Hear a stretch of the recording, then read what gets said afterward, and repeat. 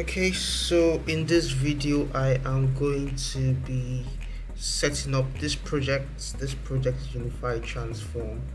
I'm going to be setting it up on my system. There are two ways to set up this project. One of them is to use a Docker container. We will not be using that. We will be using going the traditional route and not using the container. And yeah, first things first, we're going to clone this repository. So we are going to go to my dev directory, which is where I keep all my stuff, and git clone this. This typically takes like a few seconds depending on your internet and the internet that the Gibson server is on and the size of the project. Let's go. Come on. Alright. So now we are going to be copying our .env.example file into a .env file. Okay, so let's open this folder in VS Code. Alright, and this is .env.example file. It's a file that contains environment variables for application. Okay, now normally it should be in this kind of file. That's what we're going to do right now. Save it, and we are done. Now I am in the Unified Transform directory. Remember that we cloned that previously with git clones. Now we just run composer install. Okay, this will take a while, so yeah, wait. So now we're going to generate our artisan key, which is this. We'll just copy it and this here and run. Done. Now we're going to link our application to a MySQL DB. So I am going to connect to MySQL server using a user called Unified, and I'll create a database. Called Unified Transform. Okay, now I'll exit the database, and in our .env file, there's already a lots of DB connection variables.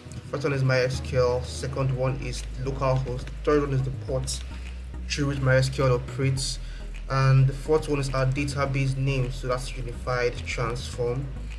Our database user, which is Unified, and our password is secrets. So to test this, I've saved. To test it, we are going to attempt to run the DB migration with PHP artisan migrate, and this is successful, so that's good for us. So now we're going to be seeding our database. What that means is we are going to be filling it up with example data.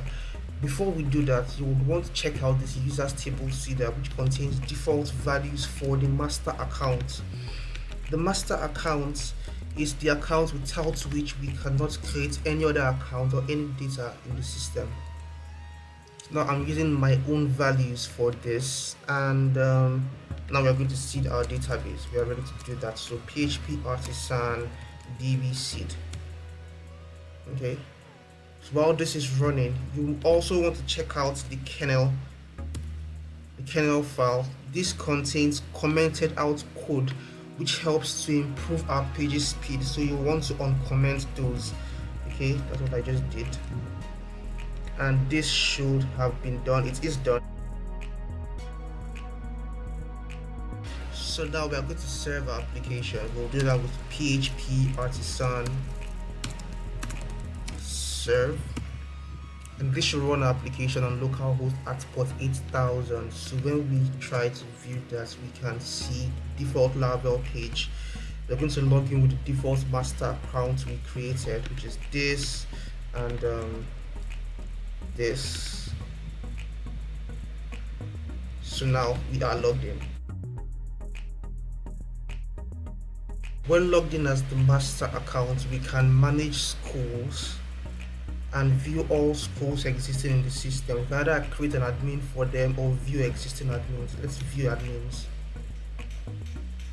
And now we can see 10 admins that have been created in the system. So let's log in as the very first admin. So we'll log out as from the master account and log in as that administrator.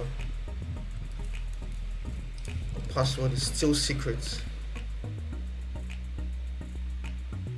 Okay, so now we are viewing the application through the eyes of that administrator. We can see the action that that administrator can take in the system.